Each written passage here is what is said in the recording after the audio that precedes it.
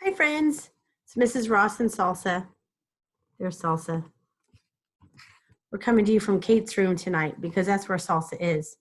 He has not been very cooperative about our videos. He keeps getting up and walking away. So we're just going to go ahead and record because you need a book. So we're going to read today, Pigsty by Mark Teague. Some of you said you cleaned your rooms today, so I'm glad they're not looking like a pigsty. Monday afternoon, Wendell Foltz's mother told him to clean his room. It's turning into a pigsty, she said. Wendell went upstairs. Much to his surprise, a large pig was sitting on his bed. I see a large cat sitting on this bed. He's ignoring me right now. Pardon me, said Wendell. He shoved some toys into his closet. But the pig didn't seem to mind the mess, and Wendell found that he didn't mind the pig either. He decided to take a break. When Wendell's mother came to look at his room, the pig was hiding, but the mess was still there. She threw up her hands. Okay, Wendell, she said, if you want to live in a pigsty, that's up to you.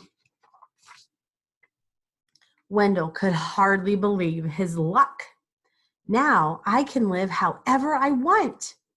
He didn't even worry when he came home on Tuesday and found a second pig in his room.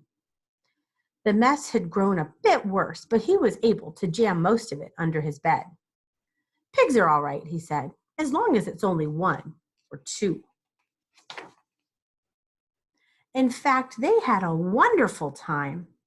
They played Monopoly until late each night and left the pieces lying all over the floor. I think Salsa's trying to get comfortable.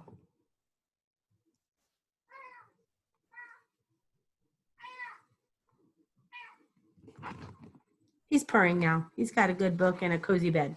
Let's keep going. They had paper airplane wars and pillow fights. The bed became a trampoline. Then 2 more pigs showed up. The mess just grew and grew. That night, when Wendell went to bed, the pigs were lying everywhere. They rolled up in his blankets and hogged his pillows too. Wendell told himself he didn't mind, but then he found hoof prints on his comic books. And Friday, when he got home from school, he saw that someone had been sitting on his basketball, and his baseball cards were chewed.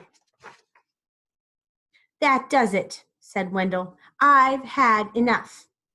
He ran downstairs to tell his mother. Sorry, she said, but your room is your responsibility. She handed him a broom. Wendell started to complain. The mess was too huge. But suddenly he remembered a saying he'd heard, that many hooves make light work. He marched upstairs and organized a cleaning crew. They swept and scoured, polished and scrubbed. And later that afternoon, Wendell inspected his room and pronounced it clean. It looked so much better. In fact, it was a bit too clean from a pig's point of view. So while Wendell inspected, the pigs prepared to go home. One of them made a phone call, and a farm truck came to pick them up. They hugged and grunted and oinked goodbye. From that day on, Wendell kept his room clean, except for those nights when his friends came by to play Monopoly. There's a pig with some munchies. So while you're home, make sure your room does not become a pigsty. Salsa, do you agree? Yes, you do. All right, friends, have a good day. Stay home, wash your hands, be healthy, read some books, do some math, and build something, make something, be creative. Wash your hands. And I'll see you Thursday at 6:30. See you then.